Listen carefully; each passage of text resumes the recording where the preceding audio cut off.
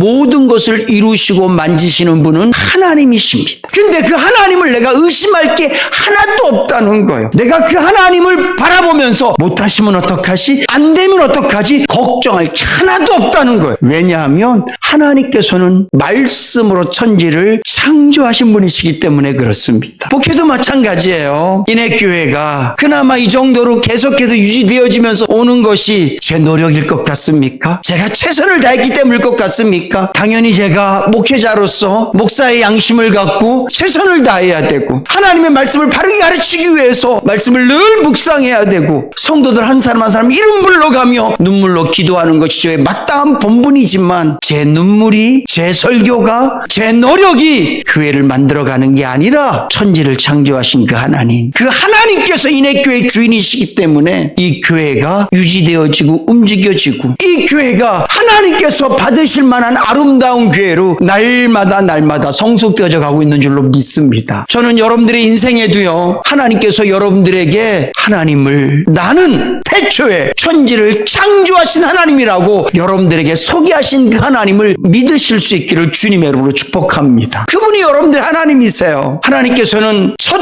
소개를 나는 천지를 창조하신 하나님이라고 소개하시면서 그 이후부터 천지를 창조하신 하나님께서 하시는 일들을 끊임없이 성경에 나열해 놓고 계세요. 하나님, 나는 출신이 좋지 않습니다. 나는 태어날 때부터 흙수저 중에 흙수저였습니다. 나는 아무것도 할 수 없는 사람입니다. 근데 중요한 건 성경에도 그런 인물들이 많다는 거예요. 태초에 천지를 창조하신 하나님께서 그 인생을 붙잡고 계시니까 그가 어디에서 태어났든지 간에 이방 민족이라 할지라도 그가 어떻게 인생을 굴렸든지 간에 하나님께서 그를 붙잡으시니까 그의 인생은요 혼돈스럽고 암흑이 없고 아무것도 없는 이 땅 가운데 말씀으로 천지가 창조되었던 것처럼 하나님께서 한 인생을 붙잡으시니까 그가 누구의 아들이든지 간에 그 어디에서 태어났든지 간에 관계없이 아름다운 인생으로 인간적인 마음으로 봤을 때 누구도 그에게 네 인생은 답이 없어 이렇게 말할 수밖에 없는 인생이었다 할지라도 하나님께서 그 인생을 굴리시니까 하나님 쓰시기에 좋도록 하나님 보시기에 좋도록 또 그 인생도 난 하나님의 은혜와 복을 누립니다 고백할 수 있도록 그 인생을 만들어 가시잖아요.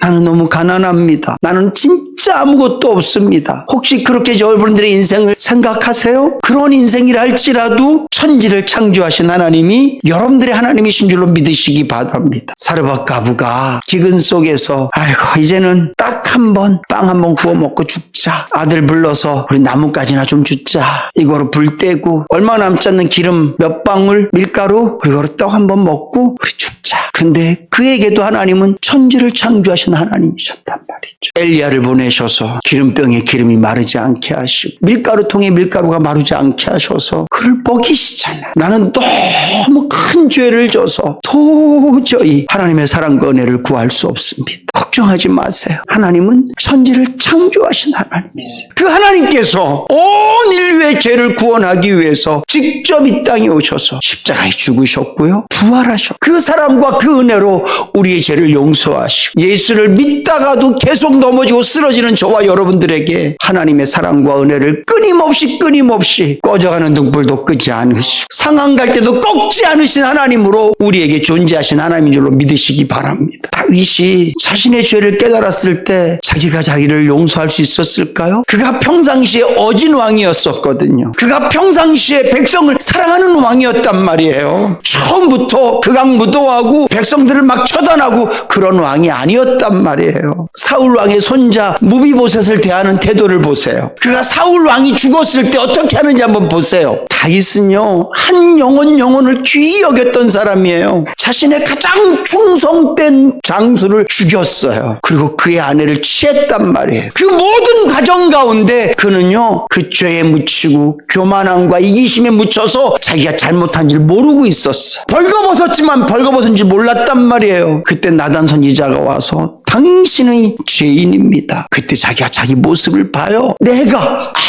아무 죄도 없는 나의 충성된 장수를 죽이고 그의 아내를 취했다고 자기 성망대에 올라가서 뛰어내리고 싶었을 거예요. 근데 그는 밤새도록 그의 요가 다 젖도록 하나님께 눈물로 회개하고 하나님 나 같은 죄인도 용서받을 수 있겠습니까? 나를 깨끗게 하여 주시옵소서. 나를 정결케 하여 주시옵소서. 그렇게 기도할 때 하나님께서 그의 죄를 용서하시자. 왜냐하면 당신을 소개할 때 태초에 하나님이 천지를 창조하셨다. 이렇게 그분을 소개하고 있기 때문에 그래. 하나님께서 저와 여러분들에게 명함을 한 장씩 다 주셨단 말이에요. 명함에는요, 나는 이런 사람입니다. 직책이 있어요. 전화번호도 있고요. 하나님이 저와 여러분들에게도 명함을 주셨어요. 나는 천지를 창조한 하나님이다. 우리는 그 명함을 받고 믿기 시작한 거예요. 그리고 성경 전체적으로 그 전능하신 하나님이 어떤 일을 행하시는지, 사랑에도 전능하시고 일에도 전능하시고 모든 일에 전능하신 그 하나님이 어떤 일을 행하셨는지를 성경에 다 기록해 놓았단 말이죠. 오늘 여러분들이 그 하나님의 자녀인 줄로 믿으시기 바랍니다. 힘들고 어려우실 때마다 이 하나님을 기억하세요. 제 마음에 소망이 됐던 말씀 구절이 창세기 1장 1절이었어요. 태초에 하나님이 천지를 창조하셨다. 합력해서 선을 이루시는 분이 하나님이신 줄로 믿으시기 바랍니다. 여러분들의 인생도 아무리 계산해도 답이 나오지 않을 때 그냥 믿는 거예요. 내 인생의 답은 전능하신 하나님이시다. 내 인생이 어떻게 될지 전혀 가늠되지 않을 때 걱정으로 여러분들의 인생을 가득 채우지 마시고, 염려로 여러분들의 인생을 가득 채우지 마시고, 말씀으로 천지를 창조하신 하나님을 믿는 믿음으로 여러분들의 심령을 채워 보십시오. 담대함이 생길 것이고